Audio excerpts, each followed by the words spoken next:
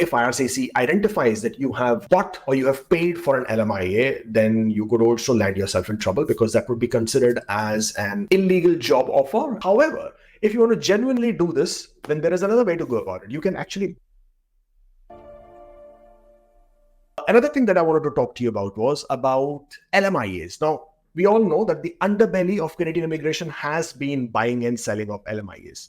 The document, the LMIA by itself, could be legit, could be genuine, but the process of buying and selling an LMIA is fundamentally illegal. If IRCC identifies that you have bought or you have paid for an LMIA, then you could also land yourself in trouble because that would be considered as an illegal job offer and therefore land you under misrepresentation. However, if you want to genuinely do this, then there is another way to go about it. You can actually buy a business, a small business in Canada, go through the understanding of that business, and probably you might also be able to get 1 or 2 or 3 LMIAs, genuine LMIAs, and probably hire people who you really need to, and in the process help them into getting to Canada through that process as well.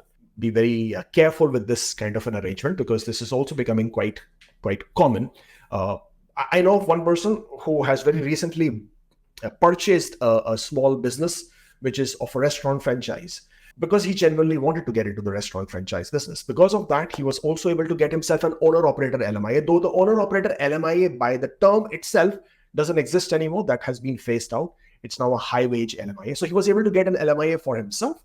And by that, he was also able to get LMIAs for 2 of his known people, cousins or friends, I do not know. But then they also had good experience within the restaurant business, so they can help him get the business done. Of course, he was not able to find anybody who could do the same job here in Canada. But as you can see, people are able to figure out ways of doing it in a legit and a genuine manner instead of falling into the illegal trap. And therefore, you can consider something of that similar type as well.